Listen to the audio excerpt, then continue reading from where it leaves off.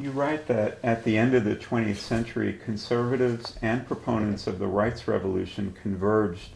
on an individualist view of freedom. Would you comment on that? By the end of the 1990s, it seemed that a sort of individualist view of freedom had triumphed, bringing together veterans of the 60s who had talked about do your own thing and the right to have your own lifestyle and getting the government out of personal affairs, personal matters, and many conservatives who wanted to get the government out of economic regulation and environmental regulation, and many of them were libertarians who also thought the government shouldn't try to regulate personal behavior. The result of the impeachment of President Clinton sort of symbolized this, that despite the very avid attempts by Republicans to